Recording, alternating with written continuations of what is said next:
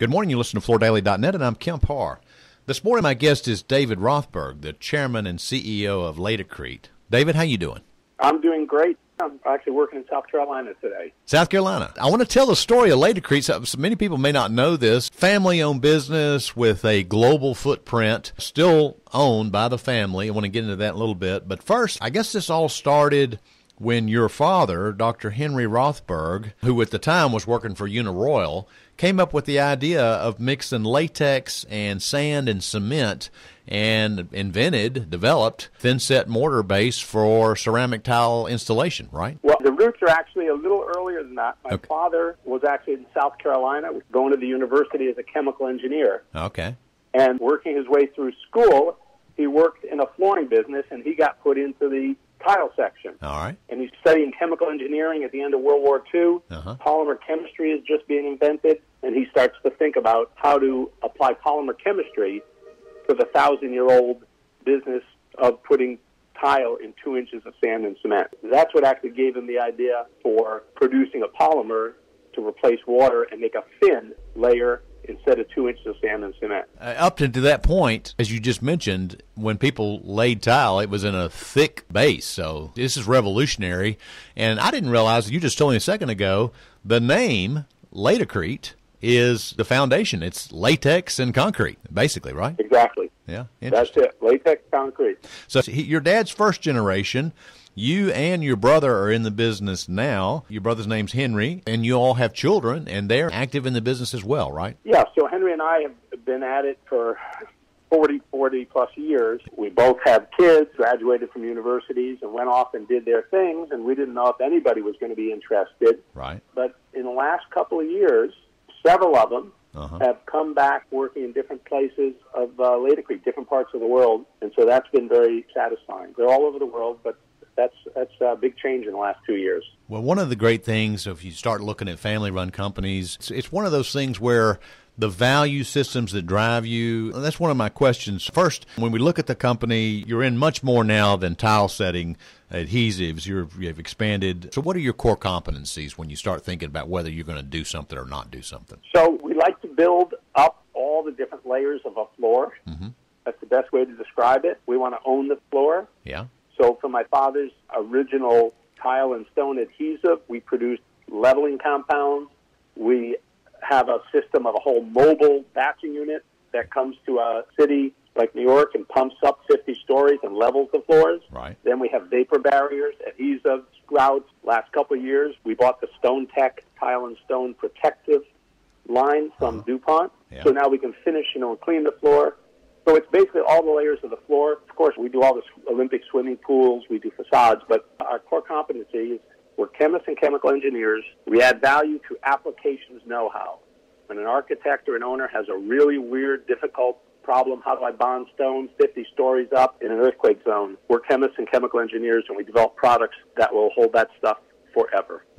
Now, you have a business degree. Do you also have an engineering degree as well? I have my undergrads are in geology and chemistry. Interesting. All right. So let's go to the values and missions, because that's also another key part of a family-run company. What is your values and mission? The values are the trust and transparency, customer centricity. My dad was an old-school merchant. The customer was always right, is always right.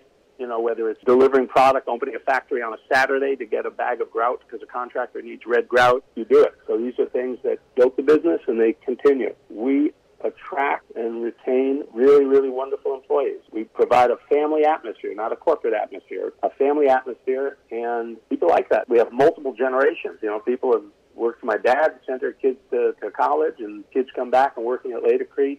So we try to keep the family feel. That's one of the giant challenges for me as the company, has grown so much. Well, attracting talent is a key component of success. It sounds like I'm talking to Mannington Mills, which is a $750 million player in the business. They're also family and 100 years old. Very interesting to hear that. So how many employees are there now? There are 1,600 around the world. Okay. And how many different countries do you do business in? We ship ship our product. We have distributors in 100 countries, and we have company, factory, Laticrete-owned facilities in 17 countries. Okay. In January, we opened up. I was at the grand opening in Manila, Philippines. We opened up in Malaysia, so it's constantly expanding. You know, one of the big challenges today, especially with technology and the internet, and you're talking about customer-centric, is to identify the channel that you want to do business in and stick with that channel and support those people. What decisions have you made in that area? So that's a really interesting one. So in North America, the decision was made to sell our products only through traditional two-step wholesalers. Yeah.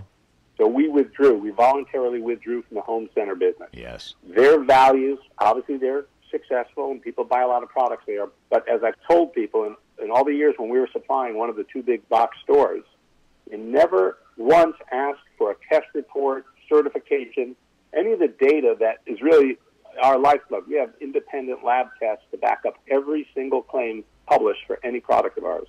No one ever asked for any of that in the home center channel.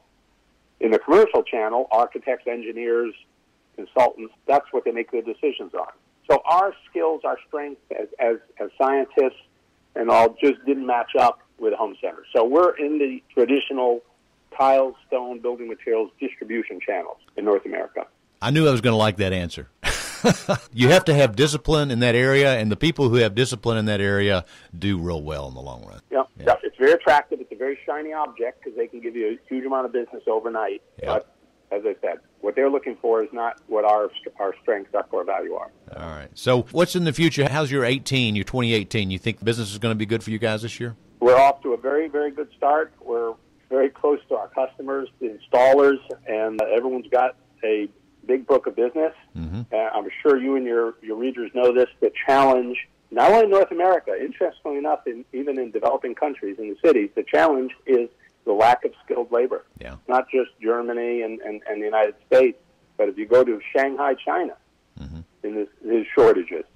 Think about that. Get your head around that. Yeah, right. Exactly. And, you know, there's been this movement toward more traditional education, and yet there's some money to be made if you're a tradesman, a craftsman, somebody knows how to do something with your hands. It's a good way to go sometimes, isn't it? It's absolutely. We're big supporters of the trade schools everywhere in the world. And I'm actually in Charleston, South Carolina, because there's a school down here, American College of Building Arts. We're a big supporter of it. I'm going to an event in Charleston tonight. PBS is going to be there. And it's the only 4-year accredited school that has programs in 6 trades. We support the masonry program. So just what you're talking about, there aren't enough skilled people. That's the bottom line. So one avenue that we support is the training, the trade schools, but quite honestly, the other one is trying to make products simpler, prefabrication of components, and automation. All right, Dave, it's great to catch up with you. Again, been talking to David Rothberg, the chairman and CEO of Laticrete, and you've been listening to Kemp Harr and FloorDaily.net.